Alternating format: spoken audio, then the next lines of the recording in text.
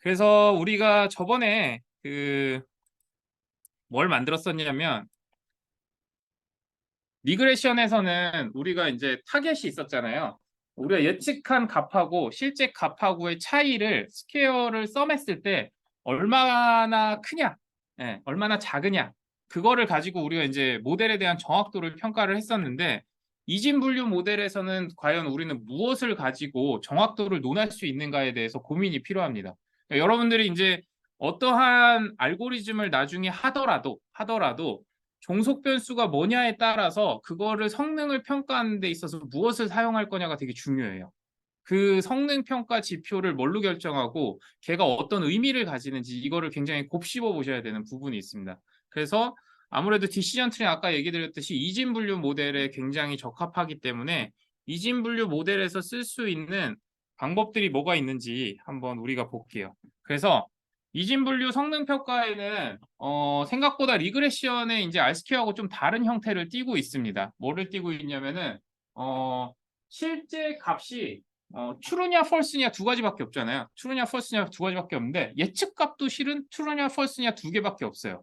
그러면 솔직히 말하면 우리는 맞춘 게 몇 퍼센트인지만 알면 되지 않아? 라고 생각을 하는데 이게 조금 차이가 있습니다. 그래서 이 실제로 우리가 예측을 true라고 했는데 실제 true였을 가능성을 이제 true positive라고 표현을 해요. 그 다음에 내가 예측을 true라고 했는데 그게 틀렸어. 이게 false positive라고 얘기합니다. 그 다음에 내가 틀렸다고 예측을 했는데 실제는 맞는 거였어. 라고 하는 걸 false negative라고 얘기하고요. 그 다음에 내가 틀렸다고 예측을 했는데 실제로 틀린 값이었어. 이게 이제 true negative라고 표현을 하는데 이렇게 나누는 이유가 있어요. 왜냐하면 우리가 이진 분류 모형은 실은 목적을 가지고 만들어야 되는 부분이 있습니다. 그래서 좀 더 설명을 하자면 우리가 TPFP라고 해가지고 TPFP잖아요. 그러니까는 내가 실제 얘가 맞다고 예측을 했어. 근데 그 맞다고 예측한 전체 개수가 만약에 100개인데 그 100개 중에 진짜 맞을 확률을 프리시즌이라고 표현을 해요. 그러니까 이거 가령 이거를 극단적으로 봤을 때 우리가 코로나라고 보시면 돼요. 코로나 환자를 구분을 하는데 여기 25명 중에 제가 어떤 과정을 통해 가지고 5명을 코로나 환자라고 예측을 했어요. 그 중에 5명이 다 코로나 환자면은 프리시즌이 100%인 겁니다. 100%인 거예요. 네, 100%인 거예요. 그 다음에 리콜이라는 게 있습니다. 리콜이라는 건 뭐냐면은 반대로 이게 TP하고 그 다음에 FN이니까 실제로 이 사람은 환자야. 실제로 환자인데 그 환자에 대해서 이제 실제 환자 중에 내가 이 사람이 환자일 것이다라고 맞춘 게 몇 퍼센트냐는 거야. 틀린 거 모르겠고 내가 맞춘 그러니까 우리가 25명 중에 실제 코로나 환자 우리 10명이었어. 10명이었는데 프리시즌이 높은 알고리즘을 만드세요라고 하면은 내가 그 5명을 딱 추출했는데 5명은 정확하게 코로나 환자여야 돼요. 그게 프리시즌이 높은 거예요. 이런 게 왜 필요하냐면은 이 확정된 사람을 고치는데 돈이 100만 원이 들어. 100만 원이 들어. 엄청나게 많은 돈이 들어요. 근데 확정된 사람은 100% 고쳐야 돼. 네, 100% 고쳐야 돼요. 그러면은 프리시즌을 높게 가져가는 거예요. 이건 전파력은 낮더라도 확실하다고 생각하는 사람한테는 완벽한 치료제를 넣어야 돼. 라고 하면은 프리시즌을 높여야 됩니다. 리콜은 어떤 데서 생기냐면은 아까 10명이라고 그랬잖아요. 근데 10명인데 내가 리콜을 높일 수 있는 방법은 뭐냐면은 여기 25명 다 환자일 것 같아요. 라고 하면 리콜이 100%입니다. 왜냐? 난 다 맞췄잖아. 네. 나 틀린 거는 별로 간섭하지 않아요. 여기 있는 환자 10명이 내가 만든 모델에서 다 들어왔냐 안 들어왔냐가 중요한 겁니다. 다 들어왔어. 리콜이 높아가지고 다 들어왔어. 이런 거는 어디서 발생하냐면은 이번 코로나 사태 같은 전파력이 너무 높은 질병 같은 경우에는 그리고 그 전파력이 높은 환자를 처리하는데 비용이 많이 안 들어. 그래서 전파를 막아야 돼.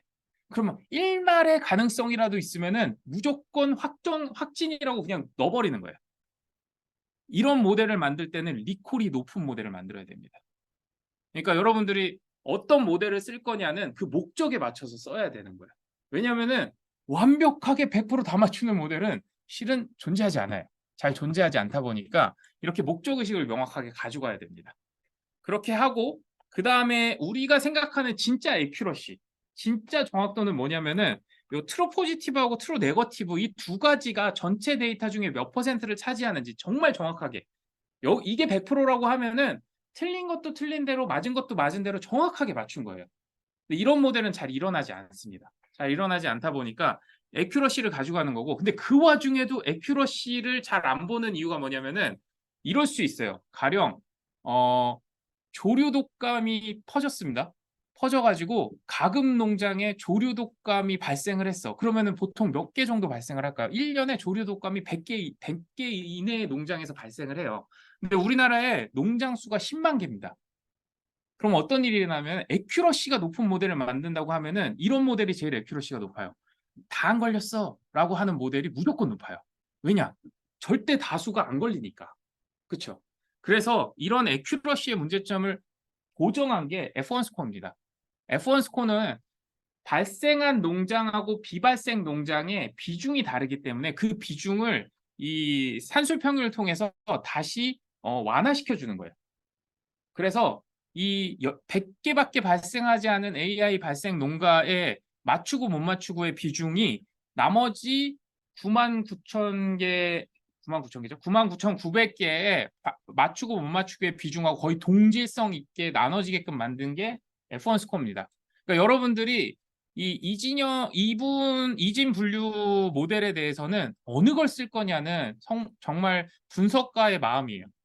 분석가의 마음에 의해서 결정이 되는 거고 아까 말씀드렸듯이 대표적으로 전파력이 굉장히 크고 어떻게든 막아야 된다라고 하는 것들은 실은 리콜을 바라봅니다. 네, 리콜을 바라보고 그 다음에 그런 거 있죠. 이 사람 범죄자야. 범죄자를 구분을 해야 돼. 근데 애매해.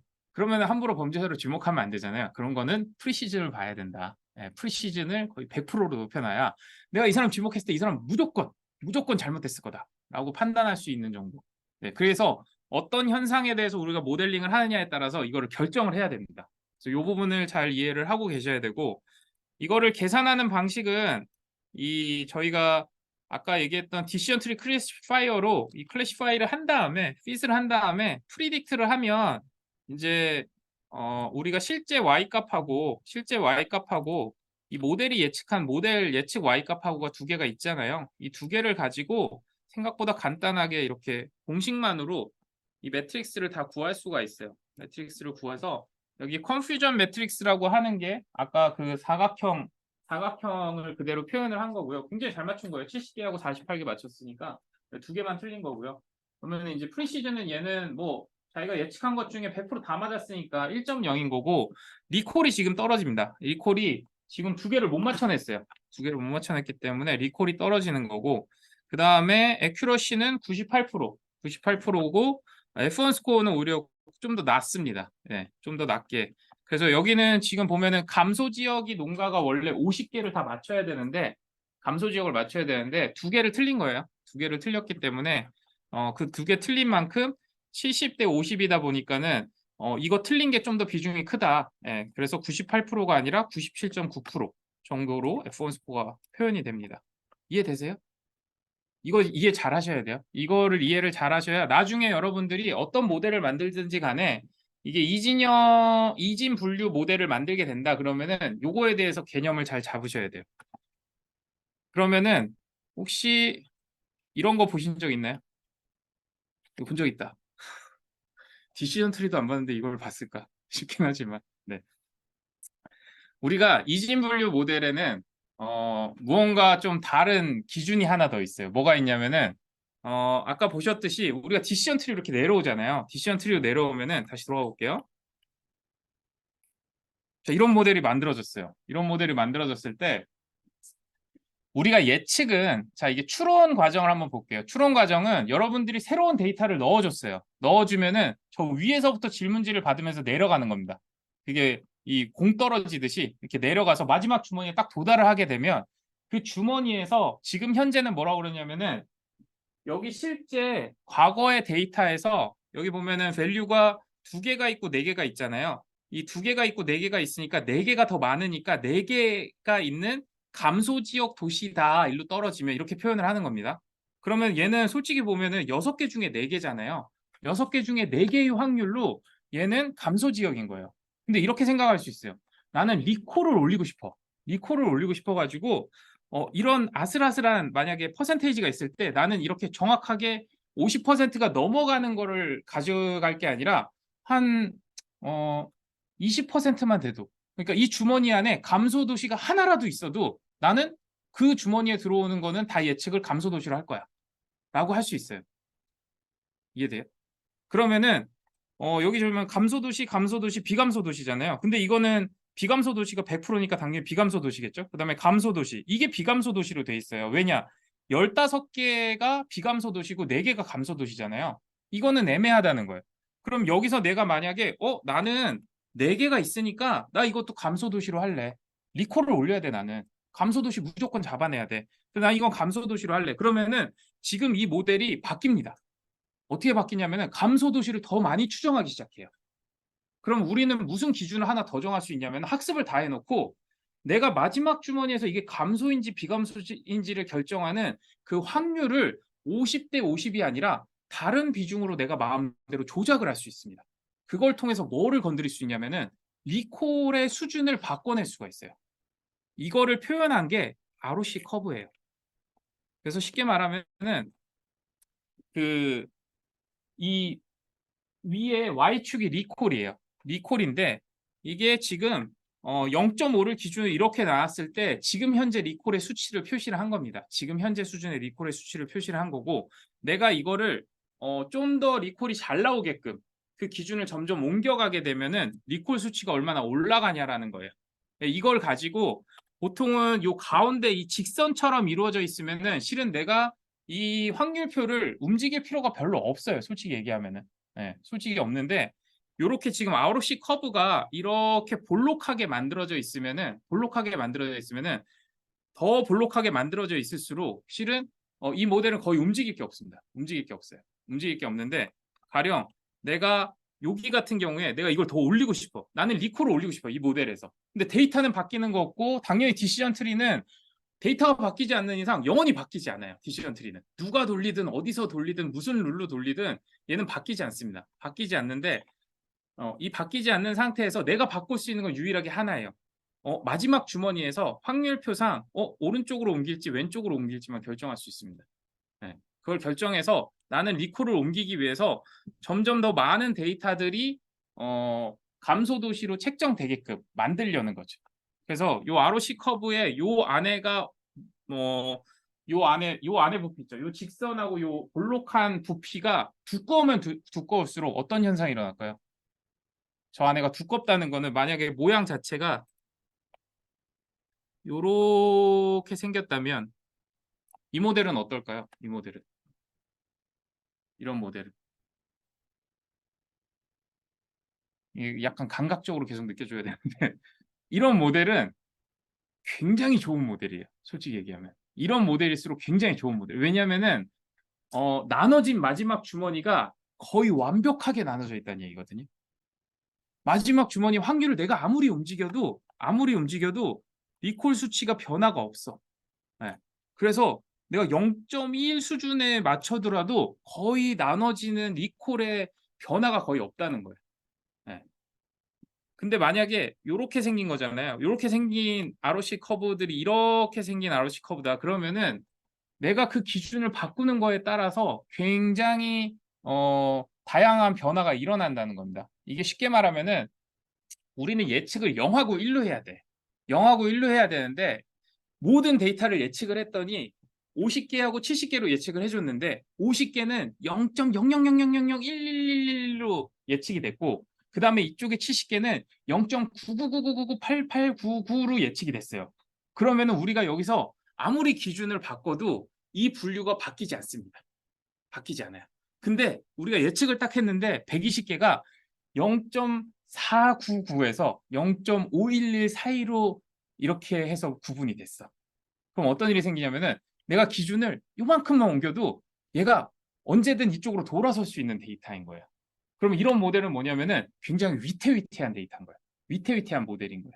그러니까 한 발짝만 옮기면은 내가 감소 지역에서 비감소 지역으로 이동하겠다는 데이터 자체가. 그런데 그 데이터가 많으면 많을수록 이 ROC 커브의 요 공간이 요 AUC라고 하는 이 공간이 좁아집니다. 예, 좁아지고 여기가 이제 많아져요. 그러니까 여러분들이 예측을 할 때는 어쨌든 이 이진 분류 데이터 같은 경우에 0 또는 1이 나와야 돼요. 0 또는 1이 나와야 되는데 예측을 딱 했을 때 예측 결과값이 0에 가까운 값이 나왔다고 하면은 당연히 얘는 다시 돌아볼 필요도 없어요. 그냥 0인 거예요. 근데 애매하게 0.49, 그다음에 0.51 이렇게 나왔을 때는 고민이 필요해요. 그중에 대부분의 데이터가 그렇다? 그럼 이 모델은 과연 우리가 신뢰해서 쓸 수 있을까라는 생각을 해야 됩니다. 왜냐하면은 미세하게 데이터만 떨려도 예측 결과가 바뀌어버려요. 그러면은 이게 실생활에서 무언가를 쓸 때 키를 쟀는데 키를 오늘 쟀는데 아침에 쟀으니까 다시 바뀌어 있어. 이 사람의 분류가. 그러면은 그 모델 자체는 굉장히 위험한 모델이 되는 거예요.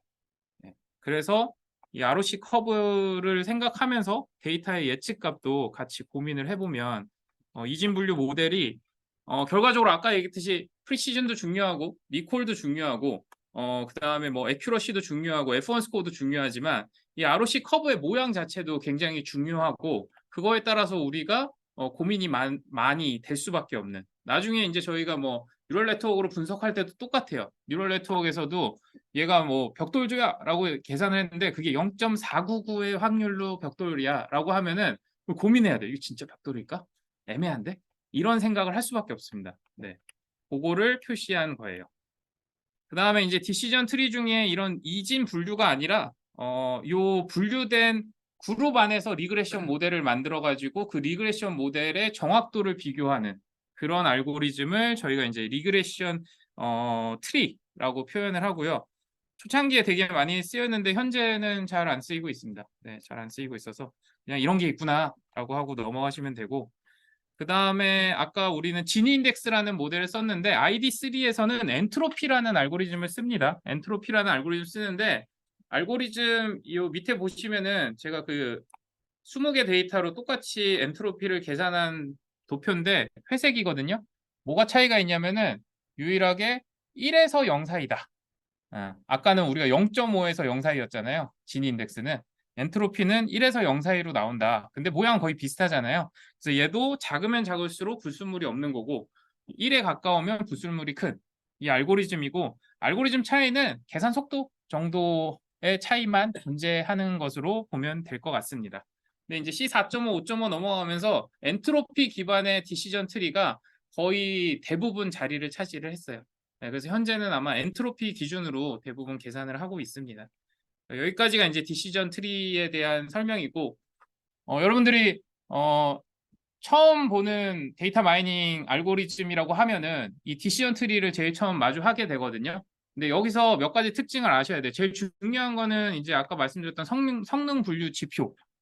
지표에 대해서 이해를 하셔야 되고, ROC 커브 같은 걸 가지고 이 모델이 어느 정도 수준의 모델이다라는 걸 좀 감각적으로 익힐 수 있는, 그래서 여러분들 가진 데이터로 제가 코드를 다 공유하는 이유는 데이터를 바꿔서 여러분들이 연구하는 데이터로 넣어보고 그거를 분석해봐서 감각을 익히시길 원해요.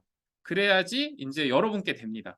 그냥 이렇게 듣고 있으면 대부분 그러거든요. 저희 아들도 이거 제가 몇 번 해봤는데, 우리 아들이 중학생인데 들으면서 다 이해돼. 그리고 일주일 딱 지났는데 설명해봐 그랬더니 기억이 안 나는데 딱 이 상태가 돼요. 그래서 그렇게 되면 안 되고 내게 돼야 돼요. 내게 돼야 되니까 여러분들이 이거를 좀 데이터를 바꿔가면서 보시고, 그 다음에 디시전 트리에 대해서는 한번 완벽하게 이해해 보세요. 제가 다른 알고리즘들은 완벽하게 이해해 보시라고 하지는 않아요.